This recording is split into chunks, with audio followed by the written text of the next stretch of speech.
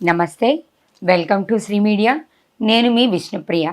ప్రతి నెల కూడా 12 రాశుల వాళ్ళకి రాశి ఫలాలు ఏ విధంగా ఉన్నాయనేది మనం తెలుసుకుంటున్నాం. ఇప్పుడు మనతో పాటు ఉన్నారు గురువుగారు లక్ష్మీనారాయణ గారు. గురువుగారితో మాట్లాడి 12 రాశుల వాళ్ళకి ఏప్రిల్ నెలలో ఏ విధంగా ఉండబోతుంది, ఎటువంటి పరిహారాలు చేసుకోవాలి, ఇవన్నీ కూడా సవివరంగా తెలుసుకుందాం. నమస్తే గురువుగారు. నమస్కారం. ఎప్పట్లానే మనం ఈ నెల కూడా ఏప్రిల్ నెల రాశి ఫలాలు చెప్పుకుందాం గురువుగారు. 3వ రాశి మిథున రాశి. మిథున రాశి వారికి 2025 సంవత్సరం ఏప్రిల్ నెల ఏ విధంగా ఉండబోతుందో గురువుగారి మాటల ద్వారా తెలుసుకుందాం. 2025 సంవత్సరం ఏప్రిల్ నెల 3వ రాశి మిథున రాశి ఫలితాలు చెప్పుకుందాం.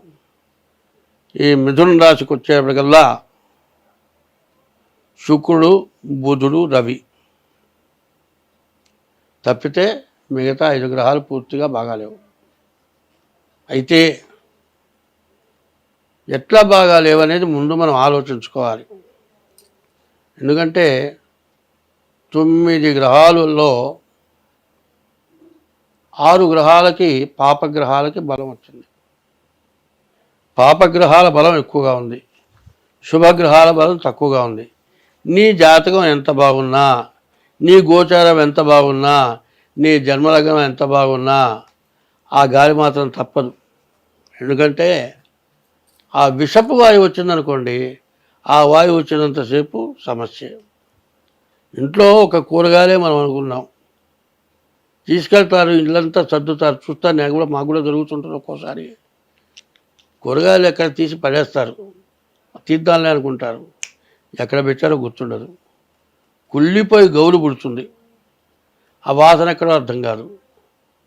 కానీ ఆ తినే వస్తువేగా, తినే వస్తువు కుళ్ళిపోయిందిగా. అట్లా కావడానికి కారణం ఎవరు? మనమే. కాబట్టి ఇప్పుడున్నటువంటి పరిస్థితుల్లో బాగుండని గ్రహాల వల్ల ఇబ్బంది పడకుండా ఉండాలి అంటే దానికి తగినటువంటి మార్గం మనం చూసుకోవాలి. నిన్ననే జరిగింది, ఒక తల్లి 3 పిల్లలకి విషమిచ్చి చంపి తను కూడా చావటానికే పెరుగన్నం తిన్నది. చివరి డాక్టర్లు తీసుకెళ్ళారు, బతికింది, బయటపడ్డది. అయితే ఆ విషం ఏమైపోయింది?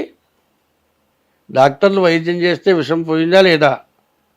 అదేవిధంగా పాపం పోవాలి అంటే దైవ బలంతో డాక్టర్ వైద్యం చేస్తే విషం ఎట్లా పోయిందో, నీవు దైవాన్ని పూజిస్తే నీకున్న దోషం పోతుంది. ఇది ఉదాహరణ. కాబట్టి ఈ రాశి వాళ్ళకి 3 గ్రహాలే బాగున్నాయి. కాబట్టి శుక్రుడు, బుధుడు, రవి. వ్యాపారస్తులకు చాలా బాగుంది, వివాహం చేసుకునే వాళ్ళకి బాగుంది. మిగతా వాళ్ళకి అందరికీ కూడా సమస్యలే. ఒక్కొక్క గ్రహానికి సపరేట్గా చెప్పచ్చు, కానీ చెప్పిన కొద్దీ పెరిగిపోతుంది. వినేవాళ్ళు వినలేక కట్టేస్తారు. అందుకోసం తగ్గించి చెప్పాల్సి వస్తుంది. ధన్యవాదాలు గురుగారు.